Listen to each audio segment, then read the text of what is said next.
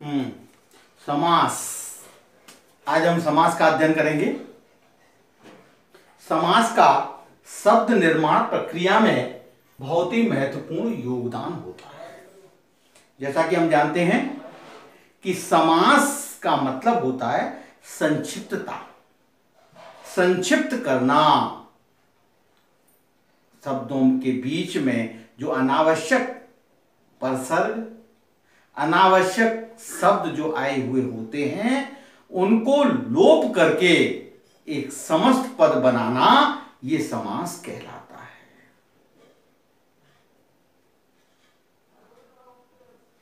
भाषा में शब्द का प्रयोग होता है। शब्द जब वाक्य में प्रयुक्त हो जाता है तो वो पद बन जाता है, उसको हम पद कहते हैं। तो यहां हम, चूंकि समास व्याकरणिक व्यवस्था है, इसलिए यहां शब्द को पद के रूप में जाना जाता है। इसमें दो या दो से अधिक सार्थक पदों को मिलाकर एक पद का निर्माण करने की प्रक्रिया को समास कहते हैं। जैसे फल और फूल अर्थात फल फूल, रसोई के लिए घर अर्थात रसोई घर।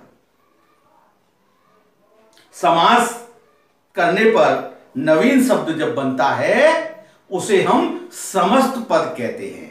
जब हम समास कर देते हैं, संक्षिप्त कर देते हैं, तो एक नए पद का निर्माण होता है, उसको हम समस्त पद कहते हैं। समस्त पद के प्रथम पद को पूर्व पद कहा जाता है तथा द्वितीय पद को उत्तर पद कहा जाता है। जैसे समस्त पद दशरथ पुत्र, जैसे समस्त पद में हम लिखते हैं समस्त पद दशरथ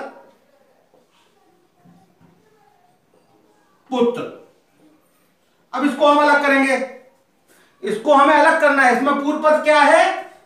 इसमें पूर्व पद है दशरथ और उत्तर पद क्या है? पुत्र। यहां पूर्व पद दशरथ है और उत्तर पद पुत्र है। समस्त पद का अर्थ स्पष्ट करने के लिए सभी पदों को अलग अलग करके उचित विभक्ति जोड़ दी जाती है। दोनों पदों को अलग अलग करके बीच में उचित विभक्ति जोड़ दी जाती है। इसको कहते हैं विग्रह करना, समास विग्रह कहते हैं। इसको समास विग्रह कहते हैं। जैसे दशरथ पुत्र, यहां पूर्व पद है दशरथ, उत्तर पद है पुत्र, विग्रह हुआ। समास विग्रह जब हम करेंगे तो क्या बनेगा? समास विग्रह करने पर क्या बनता है? दशरथ का पुत्र,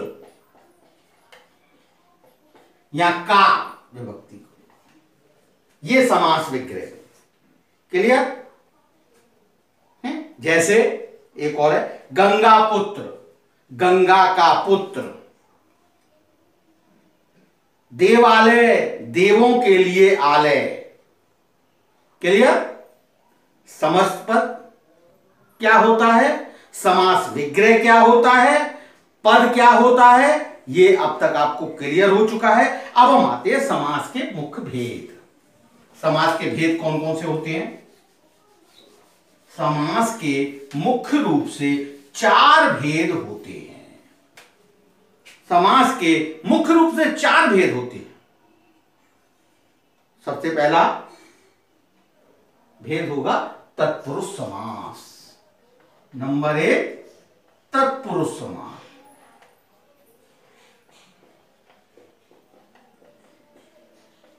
अब तत्पुरुष समास के भी 2 भेद बताए गए हैं। नंबर 1 कर्मधारय समास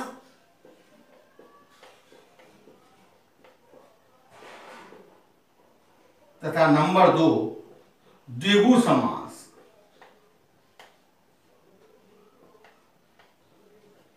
द्विगु समास। नंबर दूसरा, बहुव्रीहि समास। बहुव्रीहि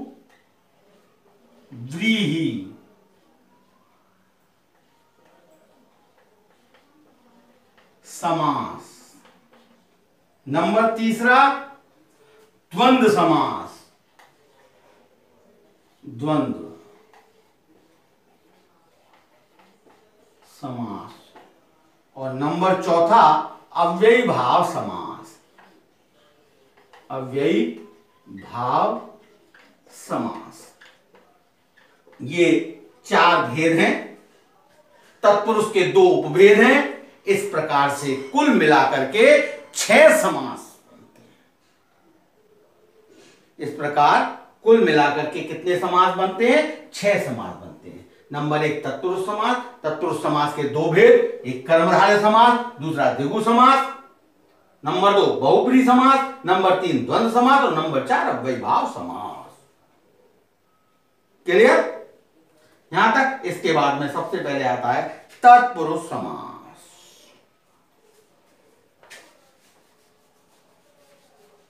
सबसे पहले हम तत्पुरुष समास के बारे में समझते हैं। किसे कहते हैं तत्पुरुष समास? किसे कहते हैं? जिसका उत्तर पद प्रधान होता है, यानी पूर्व पद प्रधान होता है।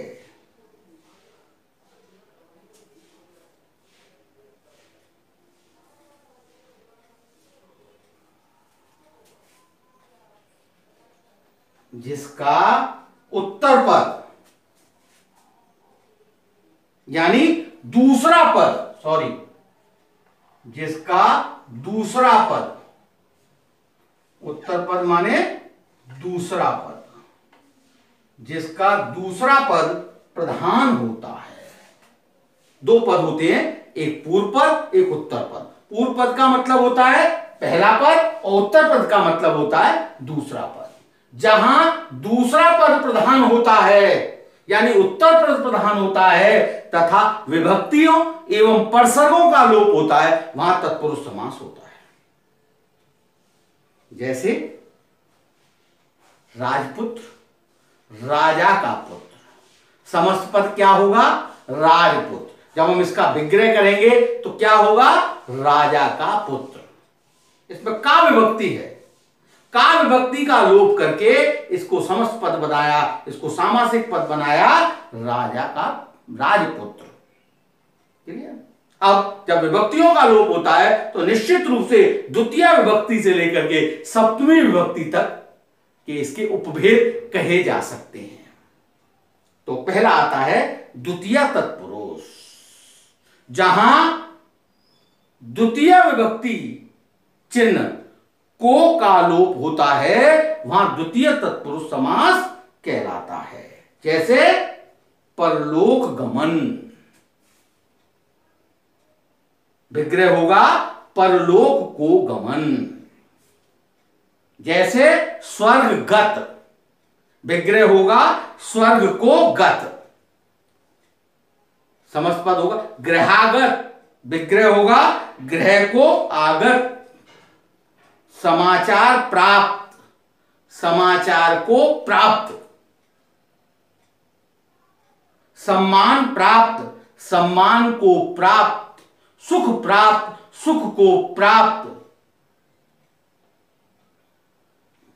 चिड़ी मार, चिड़िया को मारने वाला। माखन चोर, माखन को चुराने वाला। ये सारे द्वितीय तत्पुरुष समास के उदाहरण हैं। इसके बाद में आता है तृतीय तत्पुरुष। इसे करण तत्पुरुष भी कहते हैं। इसमें तृतीय विभक्ति से के द्वारा का लोप होता है। जैसे हस्तलिखित, विग्रह होगा हस्त से लिखित। कष्ट साध्य, विग्रह होगा कष्ट से साध्य। ईश्वर दत्त, ईश्वर से दत्त। गुण युक्त, गुण से युक्त। देवकृत, विग्रह होगा देव से कृत। तुलसीकृत यानी तुलसी द्वारा कृत। क्लियर? ये आपके तृतीय तत्पुरुष समास यानी करण तत्पुरुष के उदाहरण थे। अब आता है चतुर्थी तत्पुरुष। इसे संप्रदान तत्पुरुष भी कहते हैं। इसकी विभक्ति के लिए का लोप होता है। जैसे मार्ग व्यय, इसका विग्रह होगा मार्ग के लिए व्यय। देशभक्ति, देश के लिए भक्ति। शयन कक्ष, शयन के लिए कक्ष। रसोई घर, इसका विग्रह होगा रसोई के लिए घर। प्रयोगशाला, प्रयोग के लिए शाला। विद्यालय, विद्या के लिए आलय। ये सारे चतुर्थी तत्पुरुष के उदाहरण थे। अब इसके बाद में आता है पंचमी तत्पुरुष। इसे अपादान तत्पुरुष भी कहते हैं। इसमें पंचमी विभक्ति से का लोप होता है। एक से करण में भी था, एक से यहां भी है। यहां का जो से है वो ध्रुवम पाई अपादानम यानी स्थिर से अलग होने के लिए, अलग होने के अर्थ में प्रयुक्त होता है से। जैसे उदाहरण है समस्त पद क्या है? गुणहीन। इसका विग्रह क्या होगा? गुण से हीन। भाग्यहीन समस्त पद है, इसका विग्रह क्या होगा? भाग्य से हीन। ऋण मुक्त, इसका विग्रह होगा ऋण से मुक्त। कार्य मुक्त, कार्य से मुक्त। रोग मुक्त, रोग से मुक्त। पदच्युत माने पद से च्युत। देश निकाला यानी देश से निकाला। ये हमारे पंचमी तत्पुरुष समास के कुछ उदाहरण थे। इसके बाद में आता है षष्ठी तत्पुरुष। इसे संबंध तत्पुरुष समास भी कहते हैं। इसमें षष्ठी विभक्ति के कारक चिन्ह का, की, के, री, रे का लोप होता है। जैसे राजपुत्री, राजा की पुत्री। राजमहल, समस्त पद क्या है? राजमहल। विग्रह क्या होगा? राजा का महल। राजरानी, राजा की रानी। अश्रुधारा, अश्रु की धारा। राजकुमार, राजा का कुमार आदि। ये षष्ठी तत्पुरुष। इसके बाद में आता है सप्तमी तत्पुरुष। इसे अधिकरण तत्पुरुष भी कहते हैं। अधिकरण में पेपर, इसमें मैं, पर आदि विभक्ति का लोप होता है। समस्त पद है ध्यान मग्न। विग्रह होगा ध्यान में मग्न। गृह प्रवेश, गृह में प्रवेश। शोक मग्न, शोक में मग्न। समस्त पद है पेट दर्द। इसका विग्रह क्या होगा? पेट में दर्द। रथारूढ़, विग्रह होगा रथ पर आरूढ़। सिंह सवार, सिंह पर सवार। ये सप्तमी तत्पुरुष का भेद। इसके बाद में आता है इसी में तत्पुरुष समास में इन विभक्तियों के लोप के अलावा शब्द समूह का परसर्ग की तरह लुप्त हो जाना। विभक्ति नहीं, अन्य शब्द समूहों का जैसे परसर्ग लुप्त हो जाते हैं, उसी प्रकार से लुप्त होकर के एक समस्त पद बनाना, ये भी इसमें आता है। जैसे समस्त पद क्या है? दही बड़ा। इसका विग्रह होगा दही में डूबा हुआ बड़ा। समस्त पद है रसगुल्ला। विग्रह होगा रस में डूबा हुआ गुल्ला। बैलगाड़ी, बैल से खींची जाने वाली गाड़ी। यहां से खींची जाने वाली का लोप हो गया। बैल और गाड़ी दोनों मिलकर के एक समस्त पद बन गया। वन मानुष, वन में रहने वाला मानुष। इसके अलावा इसी तत्पुरुष समास में एक समास और आता है, वो है नंत।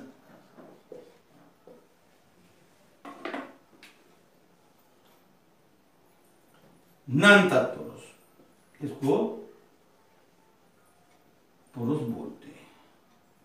नकारात्मकता इसमें, जहां पहला पद नकारात्मक होता है वहां नंत तत्पुरुष होता है। जैसे समस्त पद है अधर्म। विग्रह होगा न धर्म। असत्य, विग्रह होगा न सत्य। अयोग्य, इसका विग्रह होगा न योग्य। इस प्रकार से ये तत्पुरुष समास यहीं समाप्त होता है। इसके बाद जब हम देखते हैं तो तत्पुरुष समास के जो उपभेद माने गए हैं वो कर्मधारय समास को माना। अगला हम लेते हैं कर्मधारय समास। कर्मधारय समास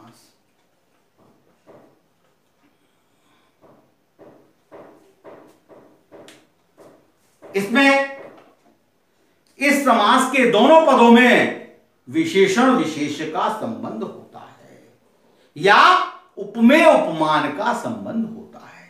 इसमें एक पद विशेषण होगा, एक पद विशेष होगा, एक पद उपमेय होगा, एक पद उपमान होगा। ये कर्मधारय समास कहलाता है। इसमें भी उत्तर पद प्रधान होता है, यानी दूसरा पद प्रधान होता है। जो दूसरा पद है वो प्रधान होता है। विशेषण विशेष संबंध के उदाहरण देखिए, जैसे कुपुत्र, बुरा है जो पुत्र, कुपुत्र समस्त पद क्या है? कुपुत्र। विग्रह क्या होगा? बुरा है जो पुत्र, बुरा है जो पुत्र। यहां पुत्र की विशेषता बताई जा रही है। पुत्र कैसा है? बुरा। बुरा है जो पुत्र, यानी कर्मधारय समास। भला मानस, भला है जो मानस। क्या? भला मानस, भला है जो मानस। पीतांबर, पीत है जो अंबर, यानी पीला है जो अंबर। महात्मा, महान है जो आत्मा। दिगंबर, दिग है जो अंबर। अगर हम इसको यहां कर दे, थोड़ा सा बदल देते हैं, क्योंकि विग्रह के आधार पर समास का निर्णय होता है। दिग है जो अंबर, यानी अंबर की विशेषता बताई गई कि अंबर कैसा है? दिग, यानी दिशाओं। सज्जन, सद है जो जन। महाराज, महान है जो राजा। क्लियर? यहां तक ये हमारे कर्मधारय के विशेषण विशेष थे। उसके बाद में उपमेय उपमान संबंध आता है। एक पद उपमेय होता है, एक दूसरा पद उपमान होता है। यहां रूपक अलंकार के रूप में देखा जाता है, जैसे चरण कमल, चरण रूपी कमल। विद्याधन, विद्या रूपी धन। मृग नयन, मृग के समान नयन। घन श्याम, घन के समान श्याम। कहीं कहीं उपमेय के स्थान पर साधारण धर्म अथवा गुण का प्रयोग भी कर्मधारय समास में देखने को मिलता है। जैसे हिम धवल, हिम जैसा धवल। इसमें विशेष तथा विशेषण पद बाद में भी आ सकता है। यह आवश्यक नहीं है कि विशेषण विशेष पहले आए, विशेषण विशेष बाद में भी आ सकता है। जैसे पुरुषोत्तम, पुरुष प्लस उत्तम विशेषण। पुरुषों में है जो उत्तम। यहां पुरुष विशेष पहले आ गया, विशेषण उत्तम बाद में आ गया। ऋषिवर, ऋषिवर, ऋषियों में है जो वर, यानी श्रेष्ठ। इस प्रकार हम देखते हैं कि कर्मधारय समास में विशेषण विशेष और उपमेय उपमान संबंध होता है। इसके बाद में आता है हमारा द्विगु समास। तीसरा आता है द्विगु। संख्या पूर्वे द्विगु, संख्या पूर्वे द्विगु।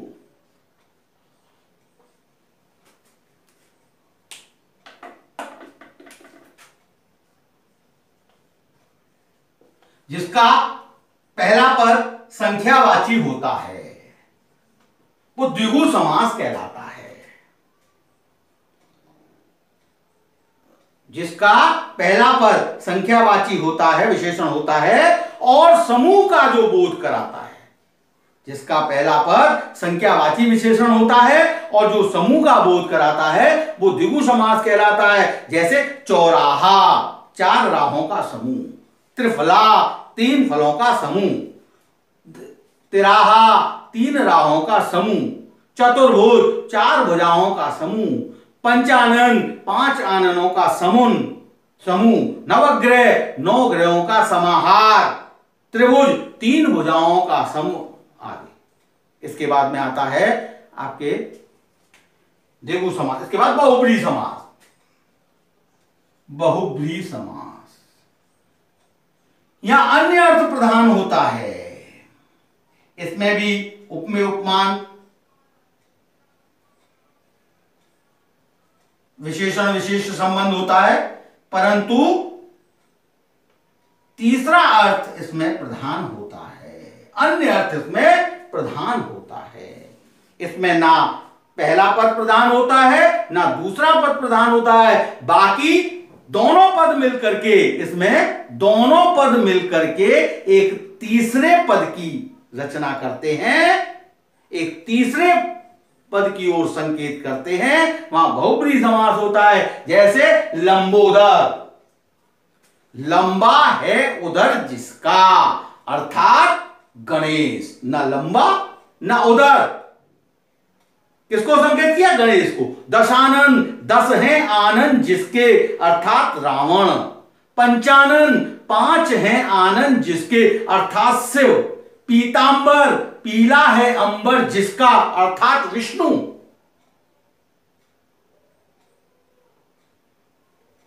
चतुर्भुज, 4 भुजाएं हैं जिसकी, अर्थात विष्णु। तो इस प्रकार से ये बहुब्रीहि समास का उदाहरण हो गया। नंबर अगला आता है आपका द्वंद्व समास। नंबर 5वां द्वंद्व समास। द्वंद्व, जैसा कि हम जानते हैं, द्वंद्व जो होता है वो बराबर के लोगों में होता है। तो इस समास में भी दोनों पद समान होते हैं, पूर्व पद और उत्तर पद दोनों पद समान होते हैं, बराबर होते हैं, और दोनों के बीच में समुच्चय बोधक और तथा, एवं, अथवा आदि का लोप पाया जाता है। जैसे माता पिता, माता और पिता। राम लक्ष्मण, जैसे राम और लक्ष्मण।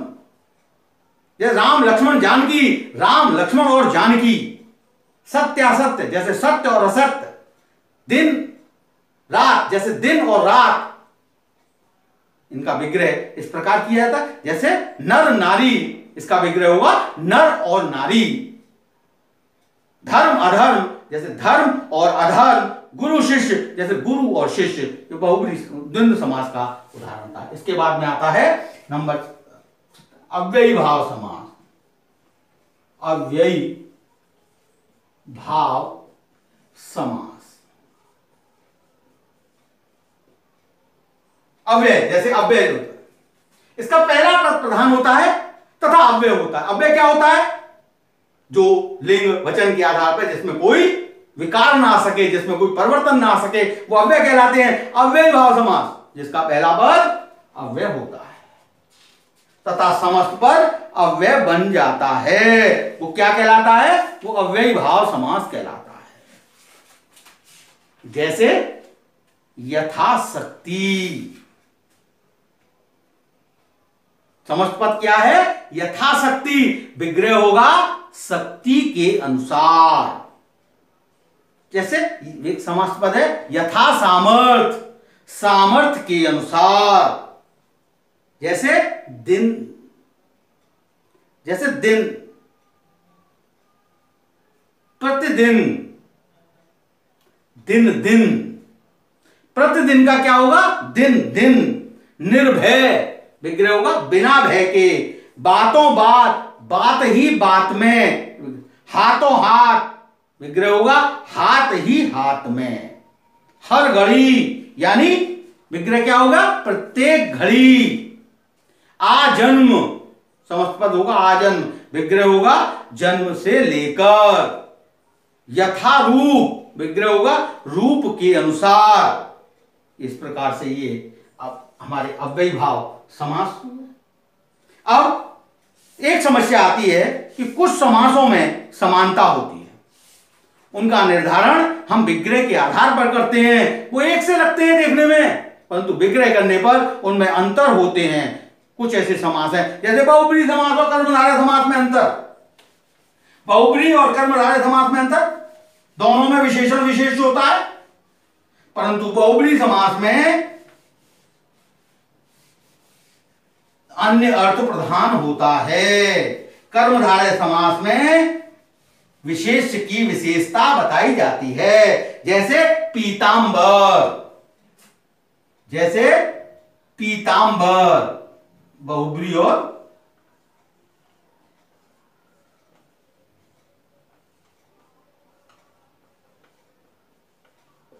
कर्मधारय में अंतर, जैसे पीतांबर। अब पीला है जो अंबर, यहां कर्मधारय समास हुआ। पीला है जो अंबर, कर्मधारय समास। और पीला है अंबर जिसका, अर्थात विष्णु, या बहुब्रीहि समास हो गया। क्लियर है? जैसे चतुरानन, चार आननों का समूह, कर्मधारय समास, मेरा द्विगु समास, सॉरी द्विगु समास, ये द्विगु समास संज्ञापूर्वक द्विगु है। यहां अभी हम कर्मधारय समास की बात कर रहे हैं। तो पीतांबर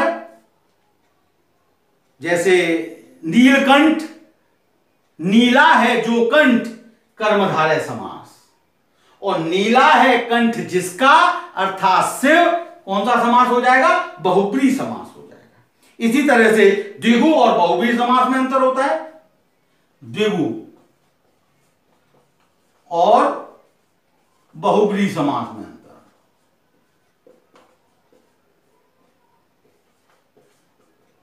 चतुरानन, चार आननों का समूह, द्विगु समास होगा। और चार आनन है जिसके, अर्थात शिव, यहां पर बहुब्रीहि समास हो जाएगा। यहां पर बहुब्रीहि समास हो जाएगा, चार आनन है जिसके।